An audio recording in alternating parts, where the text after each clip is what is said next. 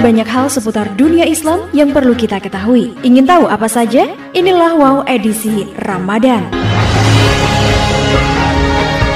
Profesor Dr. Maurice Bucaille memiliki kisah di balik keputusannya masuk Islam yang diawali pada tahun 1975 saat dirinya menjadi pemimpin ahli bedah sekaligus penanggung jawab utama dalam penelitian pemerintah Prancis sebagai bantuan kepada Mesir untuk meneliti, mempelajari, dan menganalisis mumi Fir'aun. Ternyata hasil akhir yang ia peroleh sangat mengejutkan. Sisa-sisa garam yang melekat pada tubuh sang mumi adalah bukti terbesar bahwa dia telah mati karena tenggelam. Jasadnya segera dikeluarkan dari laut dan kemudian dibalsem untuk segera dijadikan mumi agar awet. Namun penemuannya yang dilakukan menyisakan pertanyaan, bagaimana jasad tersebut bisa terjaga dan lebih baik dari jasad bala tentara Fir'aun padahal telah dikeluarkan dari laut? Terkait dengan laporan akhir yang disusunnya, salah seorang di antara rekannya kemudian menyarankan jangan tergesa-gesa karena sesungguhnya kaum muslimin telah berbicara tentang tenggelamnya mumi ini.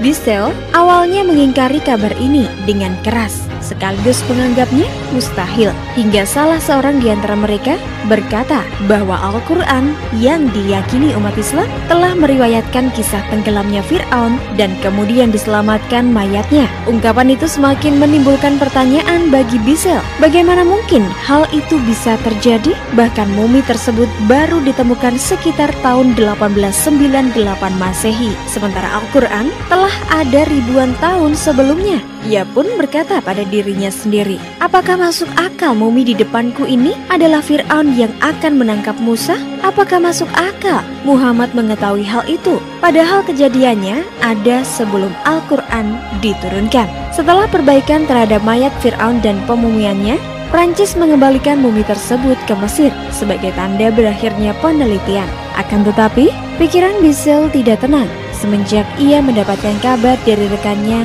tentang mumi tersebut. Dia pun memutuskan untuk menemui sejumlah ilmuwan otopsi dari kaum muslimin. Kemudian terjadilah perbincangan untuk pertama kalinya dengan peneliti dan ilmuwan muslim. Ia bertanya tentang kehidupan Musa, perbuatan yang dilakukan Fir'aun, dan pengejarannya pada Musa hingga dia tenggelam, dan bagaimana jasad Fir'aun diselamatkan dari laut. Maka salah seorang dari kaum muslimin tersebut membacakan surat Yunus ayat 92.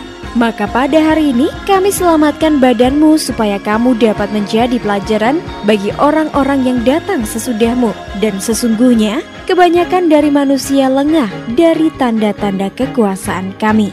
Ia menyatakan bahwa ayat Al-Quran tersebut masuk akal, hatinya bergetar, dan getaran itu membuatnya menyeru dengan lantang pada orang-orang yang ada di hadapannya.